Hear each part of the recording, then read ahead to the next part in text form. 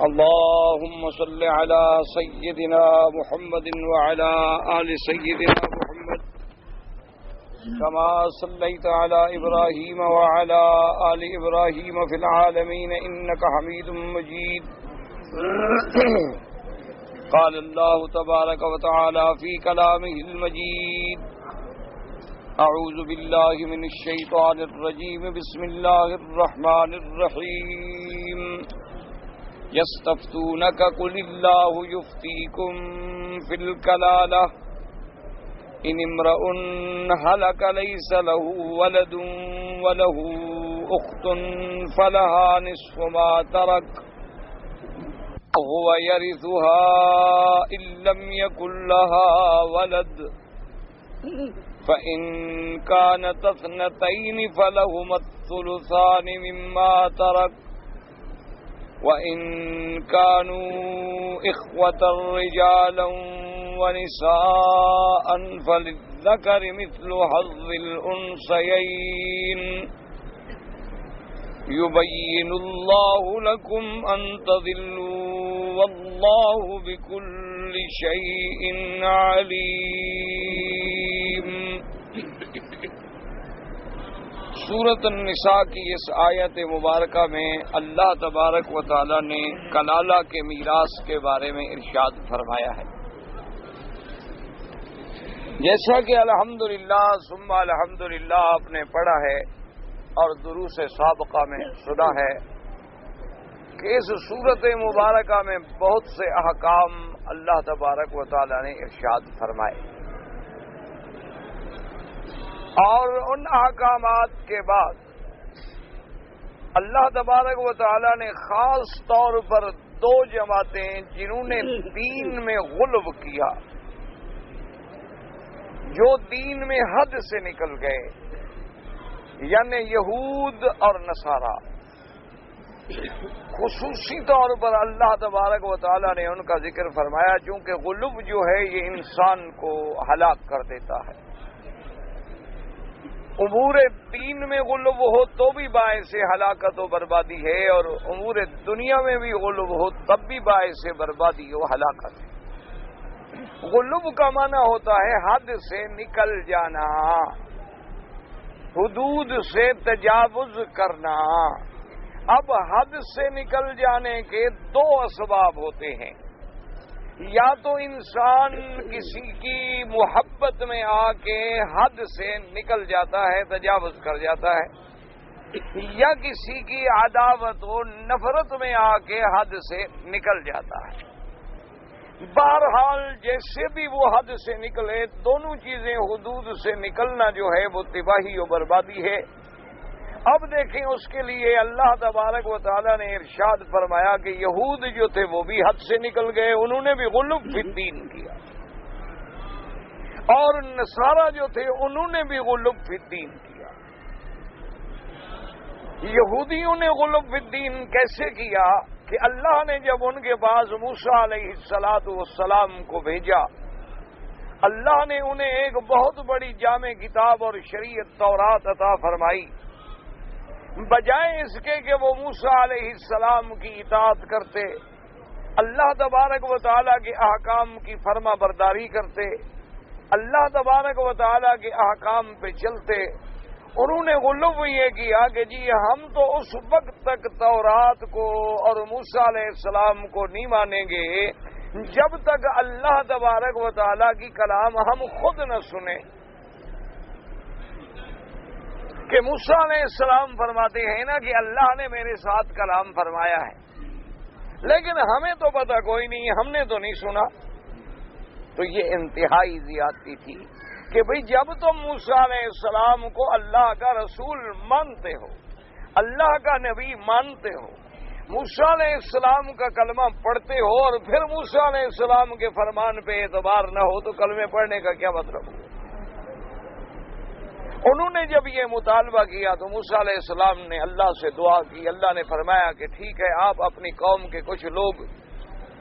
جو تمہاری قوم کے سنجیدہ فہمیدہ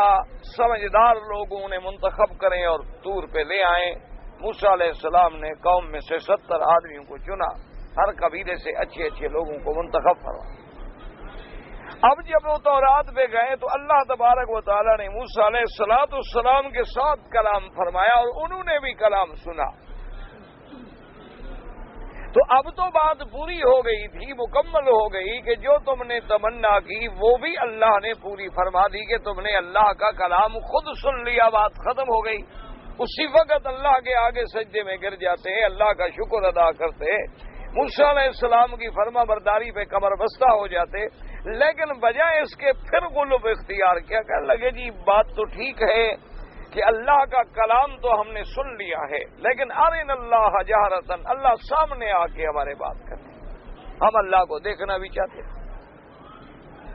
یعنی غلب کی کوئی حد ہے؟ حدود سے تجاوز کر جانے کی کوئی انتہا ہے؟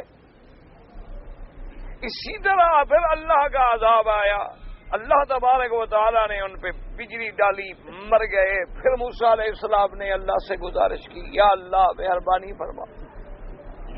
بے وقوف لوگوں نے آپ کی شان، آپ کی عظمت، آپ کے مقام کو نہیں پہچانا، لیکن ان کی باقی قوم کے لیے تو میرے لیے مسئلہ ہوگا کہ میں نے آدمی لے گیا اور آدمی مر گئے۔ اللہ نے دعا منظور کر دی۔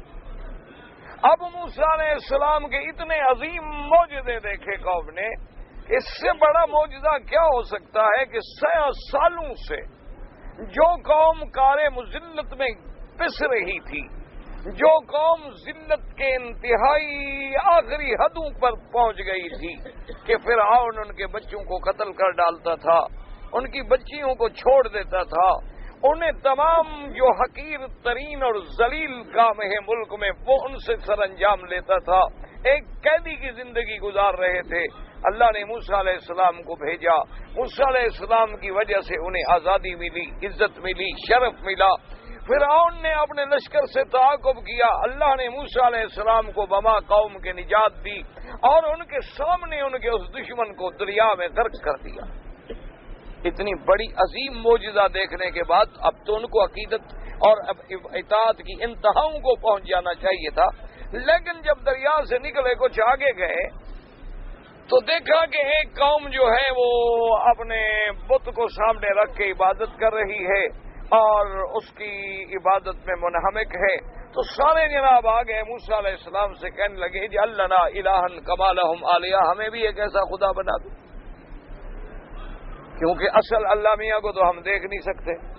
تو چلو ان کے اور ہمارے درمیان میں جو واسطہ وسیلہ بنے کم سے کم اس کو دیکھیں تو صحیح ہم کہ ہمارا خدا ہی ہے ہمارے سامنے۔ موسیٰ علیہ السلام نے کہا تو اتنی بڑی جاہل قوم ہو کہ اللہ نے تمہیں شرک سے نکالا، اللہ نے تمہیں ظلمات کے اندھیروں سے نکالا، اللہ تبارک و تعالیٰ نے تمہیں کفر سے نکالا اور ساری دنیا سے توڑ کے اپنا بنانے کے لیے مجھے بھیجا، اب تم نبی سے مطالبہ کرتے ہو کہ تمہیں بت بنا کے دے، یعنی حدود سے نکلنے کی انتہا دے۔ اور اسی طرح پھر ایک بات میں نہیں، موسیٰ علیہ السلام کو اللہ نے حکم دیا کہ بیت المقدس میں داخل ہوں اور میری نصرت آپ کے ساتھ ہے۔ موسیٰ علیہ السلام اپنی قوم کو لے کے چلے کہ اللہ کا حکم ہے اور ہم نے بیت المقدس فتح کرنا ہے اور بیت المقدس میں داخل ہونا ہے۔ جب بیت المقدس کے قریب آ گئے تو کہنے لگے کہ موسیٰ علیہ السلام بات یہ ہے کہ ہم نے معلومات حاصل کر لیے ہیں، ان فیہا قوما جبارین، اس کے اندر ایک بہت بڑی سرکش اور بہادر اور جنگجو قوم ہے، ان کا ہم مقابلہ نہیں کر سکتے۔ موسیٰ علیہ السلام نے ہدایت کی کہ قوم کو سمجھایا کہ عقل کرو، اللہ کا حکم ہے اور اللہ نے میرے ساتھ نصرت کا وعدہ کیا ہے، تم داخل تو ہو جاؤ، تمہارا کام صرف جانا ہے، فتح تو اللہ دے گا۔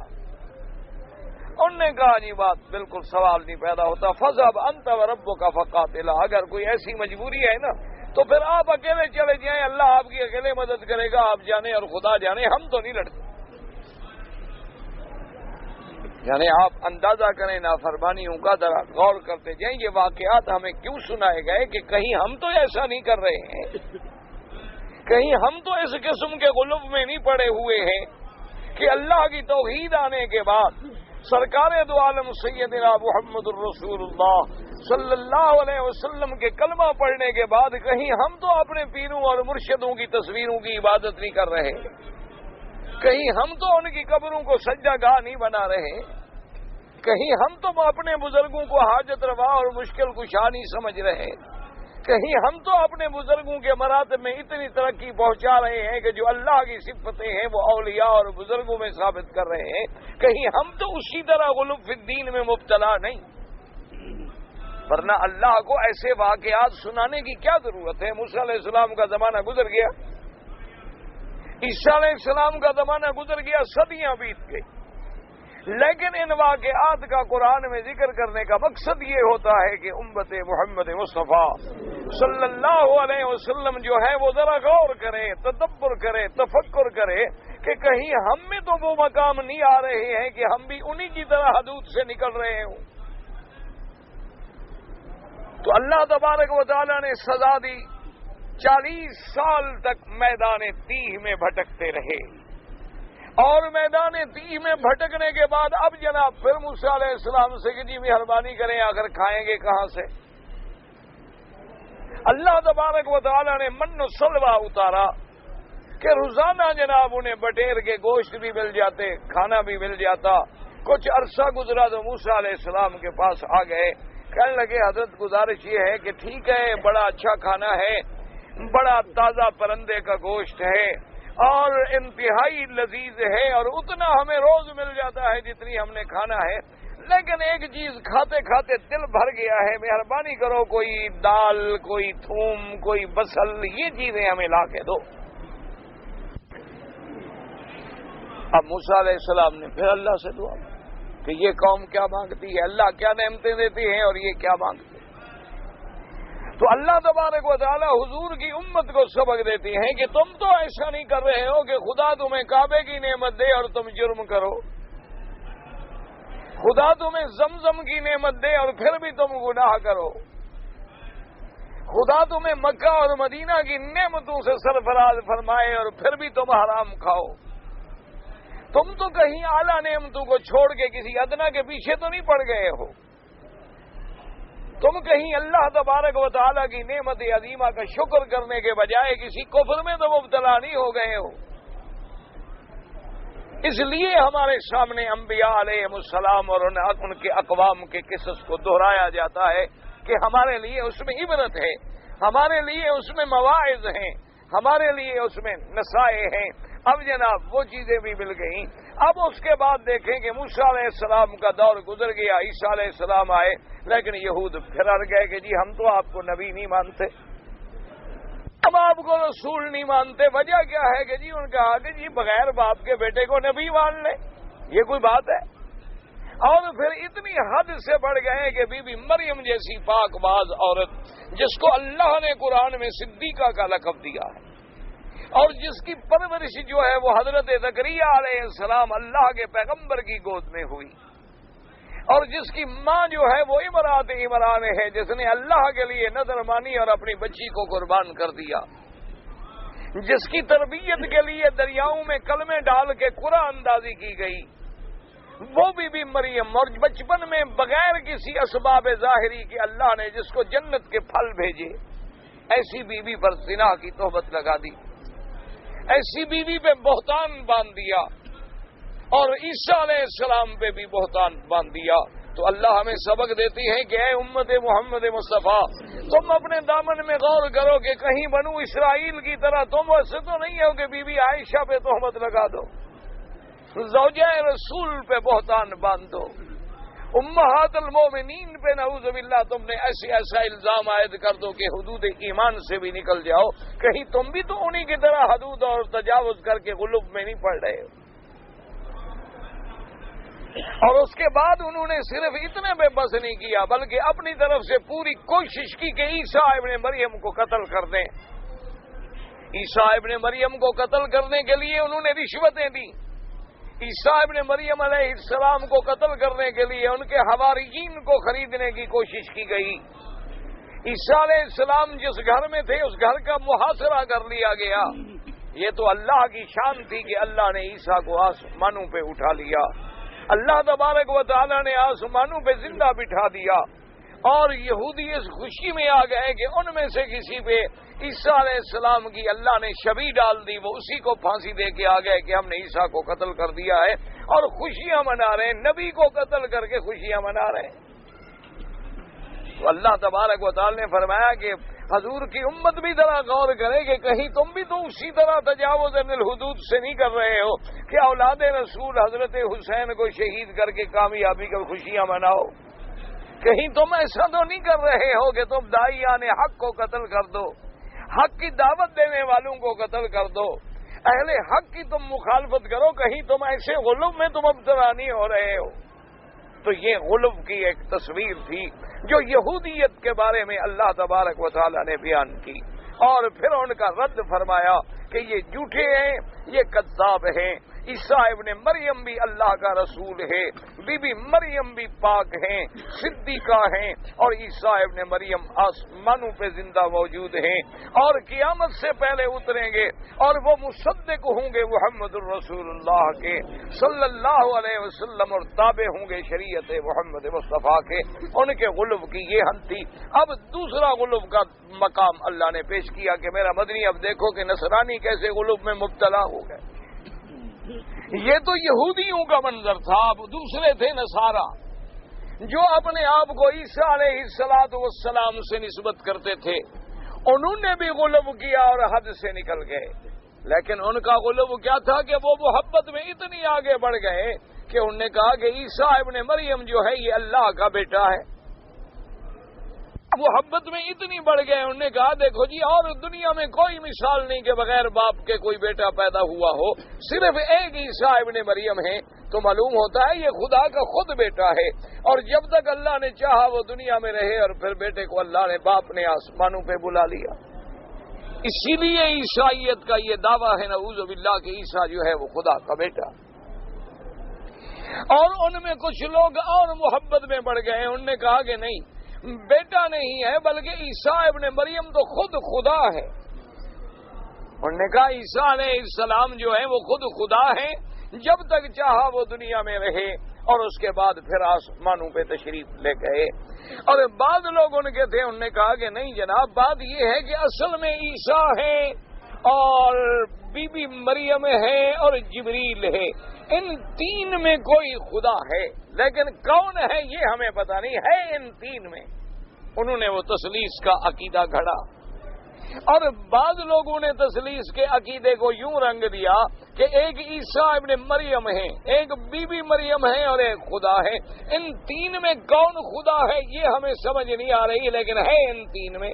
وہ حدود میں اس طرح بڑھ گئے کہ محبت میں بڑھتے گئے، اور اللہ کے پیغمبر، اللہ کے نبی، اللہ کے رسول عیسیٰ علیہ الصلاۃ والتسلیم کو مقام نبوت سے بلند کر کے کبھی ابن اللہ بنا دیا، کبھی روح اللہ بنا دیا، کبھی خود خدا بنا دیا، اور کبھی ثالث و ثلاثہ بنا دیا۔ تو یہ بھی ایک حدود سے نکلنے کا ذریعہ تھا۔ ان کا کردار پیش کر کے اللہ نے حضور کی امت کو تنبیہ کی کہ کیا تم ایسا تو نہیں کرتے ہو کہ محبت میں آگے کبھی ولایت والے اللہ کے ولی کو نبوت کے مقام پہ بٹھا دو، اور اللہ کے نبی کو اللہ کے مقام پہ بٹھا دو کہ اللہ بھی عالم الغیب ہے اور نبی بھی عالم الغیب ہے، اللہ بھی ہر جگہ حاضر ناظر ہیں اور نبی بھی ہر جگہ حاضر ناظر ہیں۔ اللہ تبارک و تعالی بھی عالم ما کان و ما یکون ہے، اور نبی علیہ السلام بھی عالم ما کان و ما یکون ہے۔ اللہ کا بھی سایہ نہیں ہوتا اور ہمارے نبی کا بھی سایہ نہیں تھا۔ اللہ تبارک و تعالی بھی نور ہے اور نبی بھی نور ہے، اور اس نور کا ایک ٹکڑا ہے۔ تو کہیں تم تو اس طرح کی گمراہیوں میں نہیں پڑ گئے، کہیں تم تو حدود سے نہیں نکل گئے، کہیں تم نے تو تجاوز الحدود نہیں کیا جیسے نصارہ اور یہودیوں نے کیا تھا۔ اللہ تبارک و تعالی رحمت فرمائے۔ اور اسی طرح پھر نبی کے بعد دیکھیں، کچھ لوگ اتنی محبت میں بڑھ گئے کہ حضرت علی کو خدا بنا دیا، اور خوارج اور نواصب جو تھے وہ اتنی دشمنی میں بڑھ گئے کہ حضرت علی کے ایمان کا بھی انکار کر دیا۔ کچھ لوگ صحابہ کی محبت میں اتنی تجاوز کر گئے کہ اہل بیت کا انکار کر دیا، اور کچھ لوگ اہل بیت کی محبت میں اتنا گرفتار ہوئے کہ انہوں نے صحابہ کا انکار کر دیا۔ اور کچھ لوگ جو ہیں ماشاءاللہ دعویٰ یہ کیا کہ ہم قرآن و حدیث کے علاوہ کسی کی بات نہیں مانتے ہیں، قرآن و حدیث کا دعویٰ کر کے اللہ کے اولیاء، علماء، فقہاء ساری امت کا انکار کر دیا۔ اور بعض لوگ فقہاء، علماء، اولیاء کو اتنی عظمت دے بیٹھے کہ کتاب اللہ اور سنت رسول اللہ کو چھوڑ دیا کہ جو بس بزرگ نے کہہ دیا ہے، جو ہمارے مولوی نے کہہ دیا ہے، جو ہمارے شیخ نے کہہ دیا ہے، بس وہی بات ہے، قرآن حدیث دیکھنے کی ہمیں ضرورت ہی نہیں ہے۔ تو یہ سارا غلو تھا۔ اسی سے بچانے کے لیے اللہ نے یہود اور نصارہ کے واقعات بیان کیے تاکہ امت محمد مصطفیٰ صلی اللہ علیہ وسلم جو ہے وہ اعتدال پہ رہے اور حدود سے نہ نکلے۔ اعتدال کیا تھا کہ آدمی اللہ کی الوہیت کا قائل ہو، اللہ تبارک و تعالی معبود برحق ہیں، اس کے سوا کوئی عبادت کے لائق نہیں، آدمی اپنی عبادات میں کسی کو اللہ کے ساتھ شریک نہ کرے۔ سرکار دو عالم حضرت محمد الرسول اللہ، آپ اللہ کے رسول ہیں، آپ محمد ابن عبداللہ ہیں، آپ اللہ کے عبد ہیں، اللہ کے رسول ہیں، تمام انبیاء کے سردار ہیں۔ اللہ نے جتنی غیب کی خبر دی اللہ کے نبی نے ہمیں آگے بتلا دیا، اور اللہ نے چاہا تو جتنی خبر نہیں دی اللہ کے نبی نے آگے نہیں بتلایا۔ اسی طرح یاد رکھیں کہ کتاب اللہ اور سنت رسول اللہ اصل چیز ہے، اصل مرجع ہے، لیکن کتاب اللہ کو سمجھنے کے لیے ہمیں رجال اللہ کی ضرورت ہے،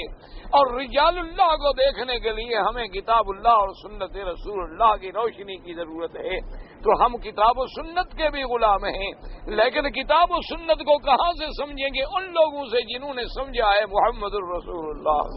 صلی اللہ علیہ وآلہ آلہ و صحابہ وسلم تسلیما کثیرا کثیرا۔ جیسے اللہ کا قرآن بغیر نبی کے فرمان کے سمجھ نہیں آ سکتا، نبی علیہ الصلوۃ والسلام کا فرمان جو ہے جب تک صحابہ کی زندگی سامنے نہ ہو سمجھ نہیں آ سکتا۔ اسی طریقے سے اللہ تبارک و تعالی نے فقہاء امت کو بھیجا۔ ان فقہاء کا کام کیا ہے کہ جتنی موتی ہیں ان احادیث مبارک میں ان سے استنباط کرنا احکامات کا، قرآن پاک کی آیات میں جتنی احکام ہیں ان کا استنباط کرنا، اور آنے والی امت کے لیے حضور کی شریعت کو ایسا منظم کرنا، مرتب کرنا، ایسے ترتیب دینا کہ کسی بھی امت کو تکلیف نہ ہو کہ جب انہیں کبھی نماز کے مسئلے کی ضرورت ہو تو کتاب الصلاۃ کھولیں گے تو کتاب الصلاۃ میں ملے گا کیا؟ حدیث رسول اللہ صلی اللہ علیہ وسلم۔ جب انہیں کتاب، اگر ان کو ایمان کے مسئلے دیکھنے ہیں تو کتاب الایمان دیکھیں گے، اس میں ملے گا کیا؟ قرآن اور حدیث رسول اللہ صلی اللہ علیہ وسلم۔ ورنہ کوئی دنیا میں فقہا، کوئی دنیا میں علماء، کوئی دنیا میں ایسا دعویٰ نہیں کر سکتا کہ میری بات مانو اور نبی کی نہ مانو۔ اگر ایسی بات ہو تو بندہ مسلمان نہیں رہتا، چہ جائے کہ وہ عالم ہو، چہ جائے کہ ہم اس سے کوئی بزرگ مانے، سب تابع ہوں گے شریعت رسول اللہ کے، لیکن اس کو سمجھانے کے لیے ہمیں ضرورت ہے کہ جیسے قاعدہ ہے دنیا میں کہ کوئی مربع مربی کے بغیر نہیں بن سکتا، اسی طرح کوئی کھانا جو ہے پکانے والے کے بغیر نہیں بن سکتا، اسی طرح کوئی کام جو ہے اس کام کے ماہر کے بغیر سر انجام نہیں ہو سکتا۔ اسی طرح اللہ کا قرآن اور حدیث محمد الرسول اللہ، سنت رسول اللہ ہمیں تب سمجھ آئے گی جب ہم اللہ کے ان بندوں کے دروازے پہ جائیں گے جنہیں اللہ نے قرآن و حدیث کا علم دیا ہے۔ اور اسی طرح ہم اپنے عقائد میں کہ اللہ کے ولی اولیاء ہیں لیکن اللہ کی مخلوق ہیں، اللہ کے مملوک ہیں، اللہ کے بندے ہیں، اللہ کے عباد ہیں اور اللہ کے محتاج ہیں۔ تمام فرشتے جو ہیں نور کی مخلوق ہیں لیکن عباد اللہ ہیں، عباد الرحمن ہیں، اللہ کے بندے ہیں۔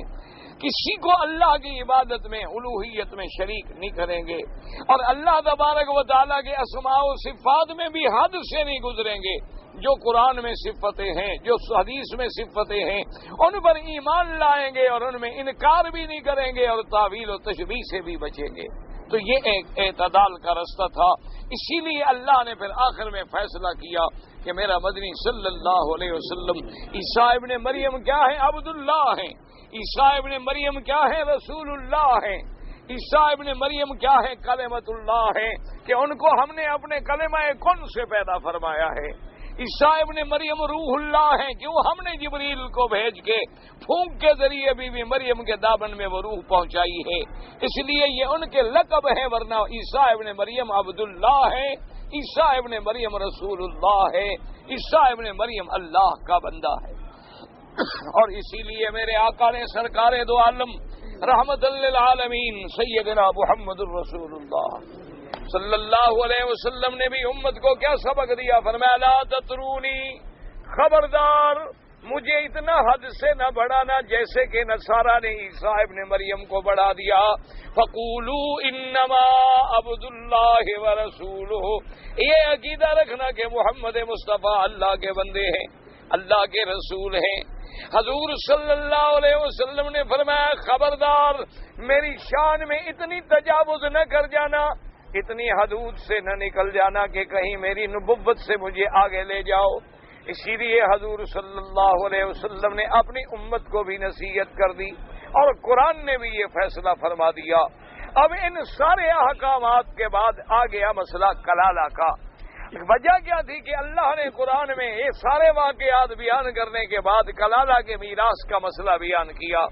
یہ بتلایا کہ دیکھو میرے نبی کے صحابہ کتنے سچے ہیں، میرے مدنی کی جماعت کتنی سچی ہے کہ لوگوں نے تو انبیاء کو خدا بنا ڈالا، لیکن میرے نبی کے صحابہ اتنے ایمان والے تھے کہ کوئی مسئلہ بھی ہو جب تک حضور سے نہ پوچھیں اس وقت تک عمل نہیں کرتے تھے، وہ تابع تھے فرمانے محمد مصطفیٰ کے صلی اللہ علیہ وآلہ آلہ وصحبہ وسلم تسلیما کثیرا کثیرا۔ انہیں جب بھی کوئی مسئلہ پیش آیا، روزے کا مسئلہ آئے تو حضور سے پوچھا، اگر انہیں نماز میں کوئی مسئلہ آیا تو محمد مصطفیٰ سے پوچھا، انہیں اگر کوئی جہاد میں مسئلہ آیا تو محمد مصطفیٰ سے پوچھا، انہیں اگر کوئی عقیدے کا مسئلہ آیا تو حضور سے پوچھا، اگر چاند کا مسئلہ آیا تو حضور سے پوچھا، اگر عورتوں کے حیض کے مسائل آئے تو حضور سے پوچھے، اگر ان کی مرنے کے بعد میراث کا مسئلہ آیا تو اللہ کے نبی سے پوچھا، اگر نکاح و طلاق کے مسئلے آئے تو اللہ کے نبی سے پوچھے، اگر ان کے ایمان و ایمان کے مسئلے، قسم کے مسئلے آئے تب بھی اللہ کے نبی سے پوچھے۔ تو یہ شان تھی صحابہ کی جس کی وجہ سے ان کو انعام ملا کہ رضی اللہ عنہم ورضوا عنہ، اللہ ان سے راضی ہو گیا اور وہ اللہ سے راضی ہو گئے۔ تو ہمیں کیا سبق ملا کہ ہر بات میں تابع ہو جاؤ محمد الرسول اللہ کے، ہر بات میں تابع ہو جاؤ کتاب اللہ کے، ہر بات میں تابع ہو جاؤ سنت محمد مصطفیٰ کے صلی اللہ علیہ وسلم۔ اور جب ان کو سمجھنا ہو تو فاسألوا اہل الذکر ان کنتم لا تعلمون، اگر تم علم نہیں رکھتے ہو تو پھر علم والوں کے دروازے پہ آؤ، علم والوں سے آگے ان مسائل کو حل کرو، اپنے عقل سے اپنے دماغوں سے مسئلے نہ بناؤ، اپنے عقل سے۔ اب دیکھیں نا جی صفا مروہ ہے، ایک چیز تھی حکم تھا کہ صفا مروہ دوڑنا ہے، لیکن دیکھیں صحابہ کا کمال کیا تھا، انہوں نے عرض کیا کہ یا رسول اللہ صلی اللہ علیہ وسلم صفا پہ تو ایک بت رکھا گیا اور مروہ پر بھی ایک بت رکھا گیا اساف اور نائلہ، اور مشرکین مکہ جو ہیں وہ بھی دوڑتے تھے، تو کیا ہم صفا مروہ دوڑیں؟ کہیں ایسا تو نہ ہو کہ اللہ ہم پہ ناراض ہو جائیں؟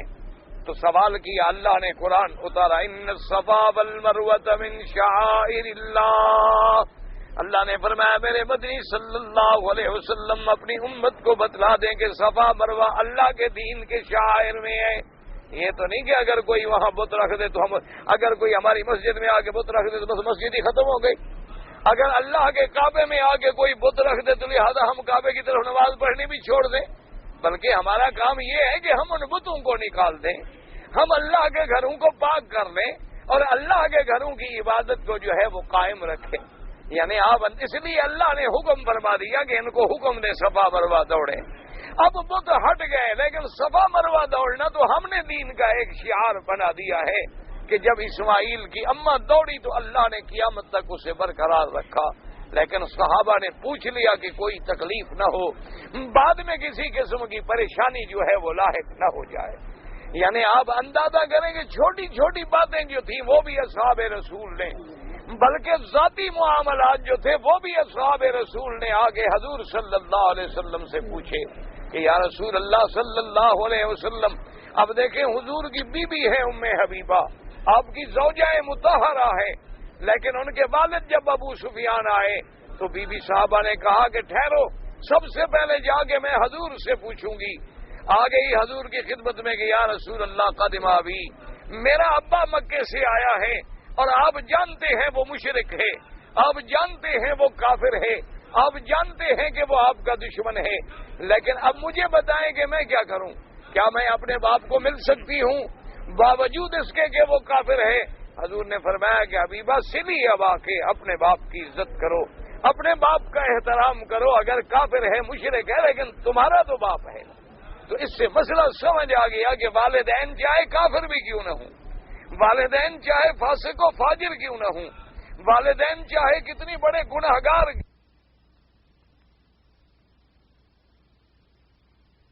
لیکن ایک بات یاد رکھیں، فرما برداری کا معنی یہ ہے جو قرآن و سنت کے خلاف نہ ہو۔ یعنی یہ نہیں کہ اگر والدین کہیں کہ نماز نہ پڑھو، اگر والدین کہیں کہ سگریٹ پیو، اگر والدین بیٹی سے کہیں کہ پردہ نہ کرو، والدین بیٹی سے کہیں کہ تم گناہ کا کام کرو، تو وہاں فرما برداری نہیں ہوگی، کیونکہ ایک مسئلہ ہے کہ لا طاعۃ لمخلوق فی معصیۃ الخالق، کسی بندے کی فرما برداری اس کام میں نہیں ہوگی جس میں خالق کا انکار ہو، لیکن اگر اللہ کا انکار نہ ہو تو ان کا احترام، ان کے ساتھ مودت، ان کے ساتھ تعلق جو ہے وہ قائم رکھا جائے گا۔ اسی طرح صحابہ نے پوچھا کہ یا رسول اللہ ہمارے رشتہ دار ہیں لیکن وہ مشرک ہیں، وہ ابھی تک کفر و شرک پہ ہیں لیکن وہ غریب ہیں، تو کیا ہم ان کی کوئی مدد کر سکتے ہیں؟ آپ نے فرمایا بالکل مدد کر سکتے ہو۔ تو اس سے مسئلہ ہمیں سمجھ آیا کہ کسی آدمی کا بھائی ہے، رشتہ دار ہے، وہ کافر ہے یا خدا نہ کرے وہ گناہ گار ہے، خدا نہ کرے وہ کسی غلط کاموں میں مبتلا ہے، لیکن وہ محتاج ہے، وہ بھوکا ہے، وہ ننگا ہے، وہ غریب ہے، تو اس کی مدد کی جا سکتی ہے۔ اسی طرح حضور پاک صلی اللہ علیہ وسلم نے صحابہ نے آگے پوچھا یسألونک عن الاہلہ کہ یا رسول اللہ یہ چاند کا گھٹنا بڑھنا کیا چیز ہے کہ جب چاند نکلتا ہے تو بالکل باریک ہے، پھر ایسا ایسا ایسا پورا ہوتا ہے، پھر گھٹنا شروع ہو جاتا ہے، یہ کیا چیز ہے؟ ہمیں سمجھ نہیں آئی۔ تو اللہ پاک نے قرآن نازل کر دیا کہ میرا مدنی اپنی امت کو بتلا دو کہ ہم نے لوگوں کے لیے آسانی پیدا کرنے کے لیے، لوگوں کو میقات پیدا کرنے کے لیے، لوگوں کے معاملات طے کرنے کے لیے قمری تاریخوں کا انتظام کر دیا ہے، کیونکہ سورج کا حساب جو ہے، دوران جو ہے، اس کا معلوم کرنا ہر آدمی کے بس کی بات نہیں ہوتی، اس کے لیے تو بڑی بڑی رصد گاہوں کی ضرورت پڑے گی، لیکن ہم نے ان کو چاند کے ذریعے تاریخیں بتلا دی کہ جب نکلے گا تو پتہ لگے گا کہ یہ ہلال ہے، یہ پہلی کا ہے، دوسری کا ہے۔ ایک عام آدمی بھی دیکھ کے کہہ دیتا ہے جی چاند بڑا نظر آتا ہے، معلوم ہوتا ہے دوسری کا ہے، یہ پہلی کا نہیں ہے۔ ایک عام آدمی بھی بتلا دیتا ہے جی معلوم ہوتا ہے چاند 29 کا ہے، بالکل باریک تھا، یا جی 30 پورے ہو گئے، جی دیکھو نا چاند بالکل صاف نظر آ رہا تھا۔ تو اللہ نے امت کے لیے آسانی پیدا کر دی کہ کل تم نے وعدہ کرنا ہے، کل تم نے نکاح کی تاریخ مقرر کرنی ہے، عورت کو طلاق ہو گئی، عدت طلاق گزارنی ہے، خامد فوت ہو گیا، عدت وفات گزارنی ہے، کسی کے مرنے پہ 3 دن کا سوگ گزارنا ہے، اسی طرح محرم ہے، اشہر ذی الحج ہیں، یہ کیا ہیں؟ یہ کب سمجھ آ سکتے ہیں کہ جب ہم چاند کی تاریخوں پہ نظر ڈالیں گے۔ تو اللہ تبارک و تعالیٰ کے نبی کے صحابہ نے پوچھا اور اللہ نے امت کے لیے مسئلہ حل کر دیا۔ تو ان سوالات میں ایک سوال یہ ہے جو آج ہم نے آیت میں پڑھا ہے کہ یستفتونک قل اللہ یفتیکم فی الکلالہ، صحابہ نے سوال کیا۔ اب اس کے شان نزول کے بارے میں مفسرین نے لکھا ہے، حضرت جابر ابن عبداللہ رضی اللہ تعالیٰ عنہ صحابی ہے میرے مدنی محمد مصطفیٰ صلی اللہ علیہ وسلم کے، وہ فرماتے ہیں کہ میں بیمار تھا اور اتنی بیمار تھا کہ میں بے ہوشی میں تھا، بالکل موت جیسے قریب ہوتی ہے، اور میری بیماری میں اتنے مقام پہ پہنچ گیا تھا کہ لا یعقل، مجھے سمجھ کچھ نہیں تھی، ہوش کچھ نہیں تھا کہ حضور صلی اللہ علیہ وسلم تشریف لے آئے۔ اس سے مسئلہ پتہ چلا کہ عیادت مریض جو ہے وہ بھی سنت محمد مصطفیٰ ہے، کہ جب کوئی ساتھی مریض ہے، کوئی دوست مریض ہے، کوئی مسلمان بھائی مریض ہے، اس کے پاس جانا، اس کی عیادت کرنا، اس کی صحت کے لیے دعا کرنا، یہ سنت محمد مصطفیٰ صلی اللہ علیہ وآلہ آلہ واصحابہ وسلم تسلیما کثیرا کثیرا ہے۔ تو حضرت جابر بن عبداللہ فرماتے ہیں کہ حضور تشریف لائے اور اس عالم میں تشریف لائے کہ جب مجھے ہوش کوئی نہیں تھا۔ حضور پاک نے میرے گھر والوں سے حکم دیا کہ پانی لاؤ، حضور نے وضو فرمایا، وضو فرمانے کے بعد وہ پانی مبارک جو حضور کے بدن سے لگا تھا وہ حضور صلی اللہ علیہ وسلم کے حکم سے حضرت جابر پہ ڈالا گیا۔ اسی لیے امام بخاری رحمت اللہ علیہ نے اور محدثین کرام نے، بڑے بڑے فقہاء عظام نے یہاں سے مسئلہ نکالا کہ حضور کا تبرک جو ہے اس کو تبرک سمجھ کے استعمال کرنا جو ہے وہ جائز ہے، کہ صحابہ حضور کے بچے ہوئے پانی کو استعمال کرتے تھے۔ حضور جب وضو فرماتے تھے جو پانی بچ جاتا تو صحابہ اپنے چہروں پہ مل لیتے تھے۔ اسی طرح حضور صلی اللہ علیہ وسلم نے کبھی لعاب مبارک بھی ڈالا تو صحابہ نے اپنے چہروں پہ مل لیا۔ اسی طرح حضور صلی اللہ علیہ وسلم کی چادریں مبارک صحابہ نے محفوظ رکھی، حضور صلی اللہ علیہ وسلم کے بال مبارک صحابہ نے محفوظ رکھے، حضور صلی اللہ علیہ وسلم کے ناخن مبارک صحابہ نے محفوظ رکھے۔ اسی لیے صحیح روایات میں موجود ہے کہ جب حضرت معاویہ رضی اللہ تعالی عنہ کاتب الوحی ہیں، آپ کی جب موت کے وقت آیا تو آپ نے وصیت کی کہ میرے پاس 2 چادریں ہیں محمد الرسول اللہ صلی اللہ علیہ وسلم، فرمایا انہی چادروں میں مجھے کفن دینا، انہی چادروں میں مجھے دفن کیا جائے، چونکہ وہ بدنی پاک صلی اللہ علیہ وسلم کی چادریں ہیں۔ تو اس لیے علماء نے استدلال کیا ہے، اور اسی طرح استدلال کیا گیا کہ اس طرح کا پانی مریض پہ ڈالنا، یا کوئی آدمی مریض پہ پڑھتا ہے معوذتین، یا کوئی آدمی مریض پہ سورت فاتحہ پڑھ لیتا ہے یا سورت فاتحہ پڑھ کے پانی پہ دم کر لیتا ہے تو علماء نے اسے جائز قرار رکھا۔ تو وہ پانی جب ڈالا گیا حضرت جابر ابن عبداللہ پہ رضی اللہ تعالی عنہ پہ تو فرماتی ہیں کہ مجھے ہوش آ گیا۔ مجھے ہوش آنے کے بعد حضور موجود ہیں تو میں نے سب سے پہلا مسئلہ یہ پوچھا کہ حضور میرے میراث کیا کیا ہوگا۔ اب دیکھیں کہ صحابہ کو فکر تھی، صحابہ کو آخرت کا خوف تھا۔ وجہ یہ ہے کہ علماء نے لکھا ہے کہ بعض آدمی بڑے تہجدیں پڑھتے ہیں، بڑے نمازی ہوتے ہیں،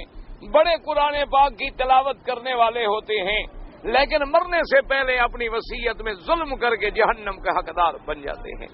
کہ اپنی بیٹیوں کو جائیداد نہ دی، اپنی اولاد کو محروم کر گئے،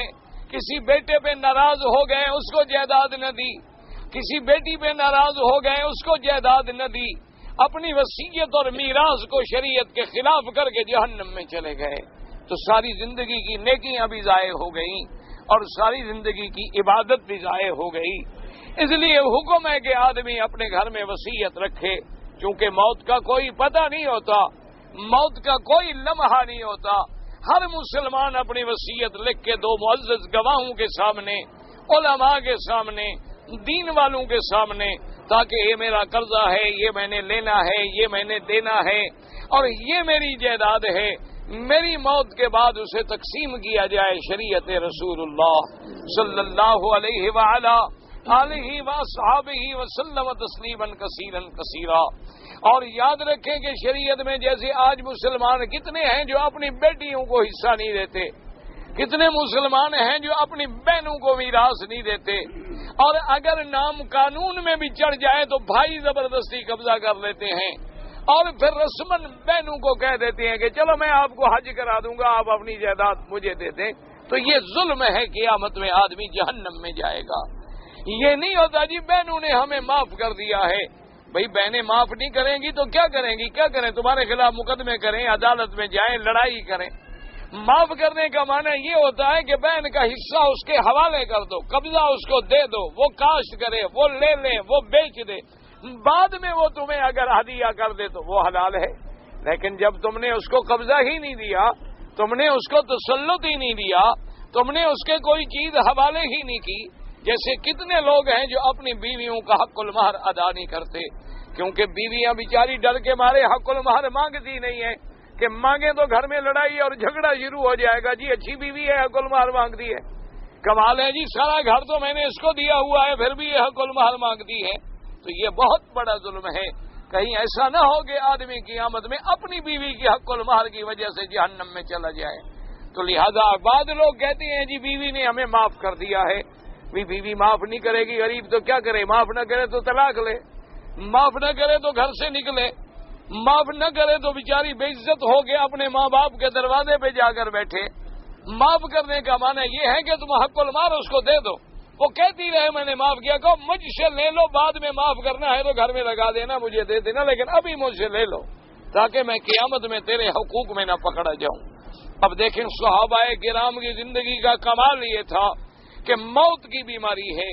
اور اس میں ذرا ہوش آیا ہے تو پہلی بات یہ پوچھی کہ یا رسول اللہ صلی اللہ علیہ وعلی آلہ وصحبہ وسلم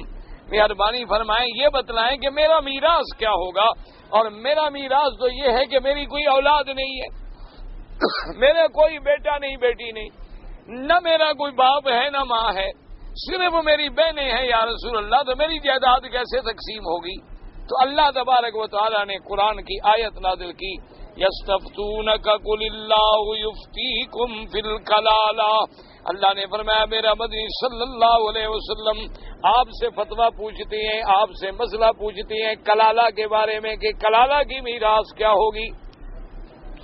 یاد رکھو کلالہ کس کو کہتی ہیں کہ جو بندہ مر جائے اس کا باپ بھی نہیں، باپ کا باپ بھی نہیں، بیٹا بیٹی، بیٹے کے بیٹے بھی اولاد نہ نیچے ہے نہ اوپر ہے، لیکن بہن ہے۔ مثلا اللہ نے قرآن میں فیصلہ کیا ان امرؤ ہلک لیس لہ ولد، اس لیے علماء کہتی ہیں القرآن یفسر بعضہ بعضا کہ قرآن اپنی تفسیر خود بیان فرماتے ہیں کہ کلالہ کا معنی یہ ہے کہ کوئی آدمی مر گیا، لیس لہ ولد، اس کا بیٹا کوئی نہیں، اولاد کوئی نہیں، اولاد کی اولاد کوئی نہیں، اور اسی سے علماء نے لکھا کہ جیسے نیچے کوئی نہیں اسی طرح اوپر بھی کوئی نہیں،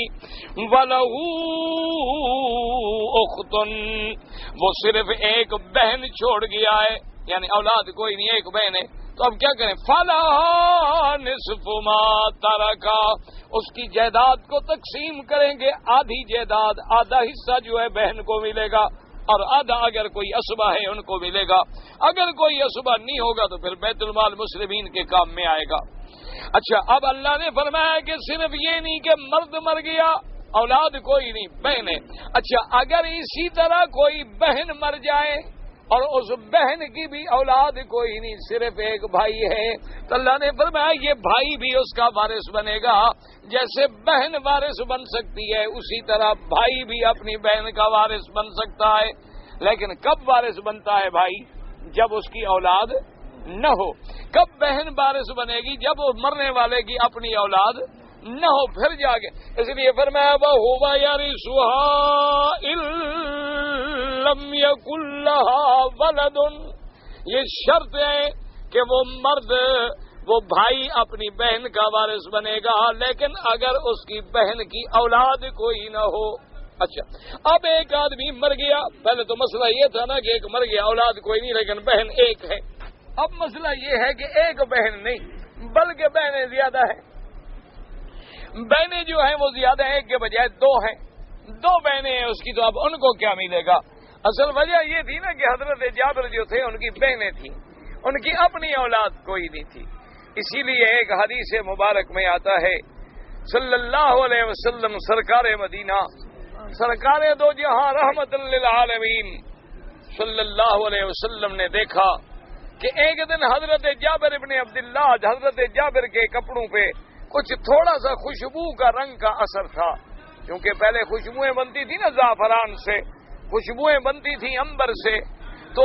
اس زمانے میں کوئی اتنی فیکٹریاں اتنی لیبارٹریاں تو ہوتی نہیں تھی، تو اس لیے وہ خوشبو لگائیں تو کچھ نہ کچھ زعفران کا اثر رہ جاتا تھا، تو وہ رنگ لگا ہوا جب نظر آیا تو حضور حیران ہوئے کہ اس کو یہ رنگ کہاں سے ہے، لیکن یاد رکھنا بعض لوگوں نے یہ بھی دھوکہ کھایا ہے، وہ کہتے ہیں کہ شادی والے دن شاید مہندی لگانا جائز ہے، شادی والے دن جو ہے شاید دولہا کے دوپٹوں پہ رنگ ڈالنا جائز ہے، کہ حضور نے رنگ دیکھا تھا، تو یہ غلط بات ہے۔ اصل بات یہ تھی کہ ان کی اپنی خوشبو کا بھی رنگ نہیں تھا، بلکہ خاتون ان کے بیگم کے بالوں سے کچھ تیل کا اثر ان کے دوپٹے پہ آیا تھا، یہ وہ رنگ نہیں تھا جیسے ہندو رنگ ڈالتے ہیں، اور آج تو خیر ہندوؤں پہ لعنت بھیجے، مسلمان رنگ ڈالتے ہیں، مسلمان اسی طرح ہاتھوں میں سرخ کپڑا دھاگے باندھتے ہیں، مسلمان اسی طرح لوہے کے بیض اٹھاتے ہیں، مسلمان اسی طریقے سے سیرے اور پھول باندھتے ہیں، اور یہ ساری ہندوؤں کی رسمیں ہیں جن کا اسلام سے کوئی تعلق نہیں ہے۔ یعنی اللہ تبارک و تعالی رحمت فرمائے، آپ نے دیکھا ہوگا کہ بڑے بڑے لوگ جو ہیں ساری زندگی کپڑا سر پہ نہیں رکھتے، شادی والے دن کلا باندھتے ہیں، ماشاءاللہ شادی والے دن پگڑی باندھتے ہیں۔ یہ کیا ہے آخر؟ یہ ساری رسوم ہیں۔ اور اسی طریقے سے آج کل تو اللہ معاف کرے جتنے بڑے لوگ ہیں انہوں نے ہندوؤں کے بجائے نصارہ کی رسمیں اپنا لی ہیں۔ یعنی آپ دیکھیں گے کہ عورت کا لباس جو ہے وہ بالکل سفید ہوگا، عورت کا لباس جو ہے وہ نیچے زمین پہ پڑا ہوگا، کہ جیسے نصرانی اور لڑکیاں شادی پہ پہنتی ہیں، جیسے یہودی لڑکیاں شادی پہ پہنتی ہیں، انہی کی نقل کی جاتی ہے۔ اسی طرز کے لباس بنوائے جاتے ہیں جن کا اسلام سے کوئی تعلق نہیں ہوتا۔ یاد رکھیں یہ تمام کی تمام چیزیں بدعات ہیں۔ اسلام نے تو سادگی کا سبق دیا تھا، اسلام نے تو اتنا حکم دیا ہے کہ بس نکاح کا اعلان کر دو، شادی ہونے کے بعد کچھ ولیمہ کر کے کوئی کھانا شانا کھلا دو دوستوں کو، تاکہ خوشی بھی ہو جائے اور لوگوں کو پتہ بھی لگ جائے کہ شادی ہے، کوئی حرام کا قصہ نہیں ہے، کوئی دھوکہ نہیں ہے، تاکہ اس کا نسب جو ہے آگے محفوظ ہو جائے، اس کی عزت پہ کوئی آدمی انگلی نہ رکھ سکے۔ باقی ہم نے جو رواج بنائے ہیں یہ رواج ہیں، نہ ان کا دین سے تعلق ہے، نہ اسلام سے تعلق ہے، نہ خدا اور رسول کے فرمان سے تعلق ہے۔ تو حضور پاک نے پوچھا کہ یہ کیا؟ اس نے کہا حضور میں نے شادی کی۔ تو حضور صلی اللہ علیہ وسلم نے فرمایا کہ اچھا یہ بتلاؤ، هل تزوجت صیبا ام بکرا، تم نے شادی جو کی ہے کسی کنواری لڑکی سے شادی کی ہے یا بیوہ عورت سے شادی کی ہے؟ تو اس نے کہا حضور میں نے بیوہ عورت سے شادی کی ہے، میں نے کنواری لڑکی سے شادی نہیں کی، میں نے بیوہ عورت سے شادی کی۔ آپ نے فرمایا ہلا تزوجت بکرا، اللہ کے بندے کسی کنواری لڑکی سے شادی کرنا، کسی کنواری لڑکی سے تم شادی کرتے تو وہ تمہارے لیے زیادہ بہتر ہوتا، کیونکہ کنواری لڑکی الحمدللہ محفوظ ہوتی ہے، اس نے اپنے شوہر کے سوا کچھ دیکھا نہیں ہوتا تو زندگی اچھی گزر جاتی ہے۔ لیکن جو سابقہ شوہر والی عورت ہو تو کبھی نہ کبھی اس کو شوہر کی یاد بھی آ سکتی ہے، تو آدمی کے لیے مشکلات اور مسائل پیدا ہو جاتے ہیں۔ اور یہ بھی ہو سکتا ہے کہ دوسرا مرد جو ہے اس کو پہلے سے اچھا نہ ہو تو پھر بھی نفرت کا ایک ذریعہ بن سکتا ہے۔ تو اللہ تبارک و تعالیٰ کے نبی نے ہدایت کی، تو حضرت جابر نے عرض کیا کہ یا رسول اللہ صلی اللہ علیہ وسلم، بات یہ ہے کہ یا رسول اللہ میری بہنیں ہیں، میری 6 بہنیں ہیں یا رسول اللہ، اور وہ ابھی ساری نوجوانیں، ابھی ان کی شادیاں بھی نہیں ہوئی حضور، اور اگر میں کوئی کنواری لڑکی شادی کر کے لے آتا وہ تو میری بہنوں سے بھی چھوٹی ہوتی یا میری بہنوں کے برابر ہوتی، اس لیے میں نے اپنی جوانی کا خیال نہیں کیا، میں بیوہ عورت لے آیا کہ میچورڈ عورت ہوگی، پختہ عورت ہوگی، میری بہنوں کو سنبھال لے گی۔ حضور بڑے خوش ہوئے، حضور نے دعا دی، آپ نے فرمایا کہ تم نے اپنی بہنوں کا فکر کیا ہے تو اللہ تیری مدد فرمائیں گے۔ تو یہ وہ حضرت جابر تھے رضی اللہ تعالی عنہ، حضرت جابر رضی اللہ تعالی عنہ کے بارے میں یہ قرآن نازل ہوا کہ اب اگر کوئی مر جائے اور اولاد نہ ہو، 2 بہنیں ہوں تو کیا ملے گا؟ فَإِنْ كَانَتْ اثْنَتَيْنِ فَلَهُمُ الثُّلُثَانِ مِمَّا تَرَكَ، اللہ نے فرمایا اگر کوئی بندہ مر گیا کلالہ، والد نہیں اولاد نہیں، 2 بہنیں ہیں تو ان کو 2/3 ملے گا۔ اچھا اب ایک اور صورت ہے کہ وہ مر گیا، اولاد کوئی نہیں، لیکن بہنیں بھی چھوڑ گیا اور بھائی بھی چھوڑ گیا، یعنی اس کے بھائی بھی ہیں اور بہنیں بھی ہیں۔ پہلا مسئلہ تھا ایک بہن ہے تو آدھا ملے گا، 2 بہنیں ہیں تو 2/3 ملے گا۔ اب صورت یہ ہے کہ بہنیں بھی ہیں اور